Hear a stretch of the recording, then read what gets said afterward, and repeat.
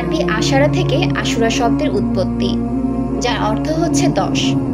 আরবি মুহররম মাসের 10 তারিখকে পবিত্র আশুরা বলে অভিহিত করা হয়। আদিকাল থেকে যুগে যুগে আশুরার দিনে বহু স্মরণীয় ও ঐতিহাসিক ঘটনা সংঘটিত হয়েছে, যা পবিত্র কোরআন ও হাদিস শরীফ থেকে জানতে পারা যায়। হাদিসে এসেছে, মহান আল্লাহ তাআলা যেদিন আকাশ বাতাস পাহাড় পর্বত নদী নালা জান্নাত জাহান্নাম লাউহে মাহফুজ ও যাবতীয় সৃষ্টি ও জীবের আত্মা সৃষ্টি করেছিলেন, সেই দিনটি ছিল 10ই মুহররম, তথা সেই দিনটি ছিল আশুরার দিন। ইসলামের আরও অনেক ঐতিহাসিক ঘটনার সূত্রপাত হয়েছিল এই আশুরার দিনে। যেমন আদিপিতা হযরত আদম আলাইহিস সালামকে সৃষ্টি করা হয় এই দিনে।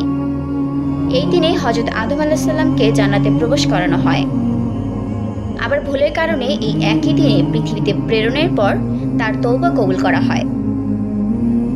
ঠিক একইভাবে আশুরার দিনে আমাদের প্রিয় নবী হযরত ইব্রাহিম আলাইহিস সালাম এর জন্ম হয়েছিল এবং এই দিনে নমরুদের বিশাল অগ্নিকাণ্ড থেকে তিনি মুক্তি লাভ করেন।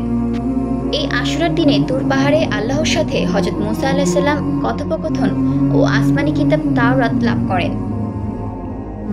হযরত নূহ আলাইহিস সালাম ও তার সঙ্গী সাথীদের মহাপ্লাবন থেকে মুক্তি লাভ, মাছের পেট থেকে হযরত ইউনুস আলাইহিস সালাম এর পরিত্রাণ, এই সব কিছুই সংঘটিত হয়েছে 10ই মুহররম অর্থাৎ আশুরার দিনে। তাই শরীয়তের দৃষ্টিতে এই দিনটি রয়েছে অনেক তাৎপর্য ও ফজিলত। মুহররম মাসের ফজিলত সম্পর্কে হাদিস শরীফে বহু বর্ণনা লিপিবদ্ধ রয়েছে।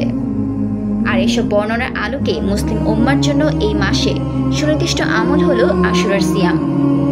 হযরত আলী রাদিয়াল্লাহু তাআলা আনহুকে একজন ব্যক্তি প্রশ্ন করেছিলেন, রমজানের পর আর কোনো মাস আছে কি যাতে আপনি আমাকে রোজা রাখার আদেশ করবেন? তখন তিনি বললেন, এই প্রশ্ন রাসূল সাল্লাল্লাহু আলাইহি সাল্লাম এর নিকটও এক সাহাবী করেছিলেন। তখন আমি তার খেদমতে উপস্থিত ছিলাম।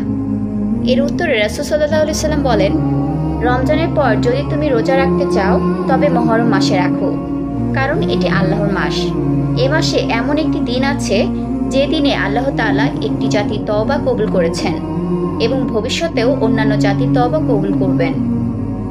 মুহররম মাসে রোজা সম্পর্কে অনেক বিশুদ্ধ হাদিস বর্ণিত আছে। হাদিস থেকে জানা যায়, রমজান মাসে এই রোজা ফরজ হওয়ার পূর্বে আশুরার রোজাই উম্মতে মুহাম্মাদের উপর ফরজ ছিল। পরবর্তী সময়ে এই বিধান রহিত হয়ে নফলে পরিণত হয়।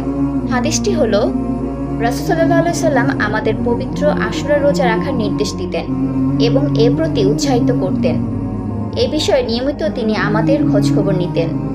যখন রমজানের রোজা ফরজ করা হলো তখন আশুরা রোজার ব্যাপারে তিনি আমাদের নির্দেশও দিতেন না এবং নিষেধও করতেন না, আর এই বিষয়ে তিনি আমাদের কিছু বলতেনও না। হযরত ইবনে আব্বাস রাদিয়াল্লাহু তাআলা আনহা বলেন, মহানবী সাল্লাল্লাহু আলাইহি সাল্লাম যখন হিজরত করে মদিনায় পৌঁছেন তখন তিনি দেখলেন ইহুদি সম্প্রদায় আশুরার দিনে রোজা পালন করছে। তিনি তাদের জিজ্ঞাসা করলেন, আশুরার এই দিনে তোমরা রোজা রেখেছো কেন? তারা উত্তর দিল, এই দিনটি অনেক বড়।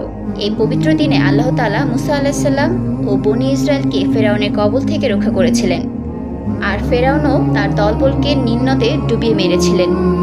এই কৃতজ্ঞতা স্বরূপ হযরত মুসা আলাইহিস সালাম রোজা রেখেছেন, তাই আমরাও আশুরার রোজা পালন করে থাকি। তাদের উত্তর শুনে নবী করিম সাল্লাল্লাহু আলাইহি সাল্লাম বলেন, হযরত মুসা আলাইহিস সালাম এই কৃতজ্ঞতা অনুসরণে তোমরা তাদের চেয়ে অধিক হকদার। অতঃপর তিনি নিজেই আশুরা রোজা রাখেন এবং উম্মতকে তা পালনের নির্দেশ দেন।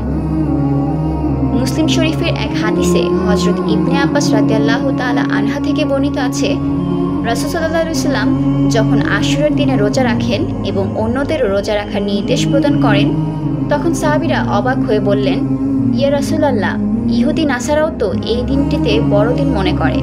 আমরা যদি এই একই দিনে রোজা রাখি তাহলে তো তাদের সঙ্গে সামঞ্জস্য হবে। এই প্রশ্নের উত্তরে রাসূল সাল্লাল্লাহু আলাইহি সাল্লাম বলেন, তারা যেহেতু এই দিন একটি রোজা পালন করে, আগামী বছর ইনশাআল্লাহ আমরা এই 10 তারিখের সঙ্গে তারিখ মিলিয়ে 2 দিন রোজা পালন করব। হযরত মুহাম্মদ সাল্লাল্লাহু আলাইহি সাল্লামকে এই দিনের ফজিলত সম্পর্কে জিজ্ঞাসা করা হলে তিনি বলেন, এই দিনে রোজা রাখলে বিগত 1 বছরের গুনাহ আল্লাহ তাআলা মাফ করে দেন।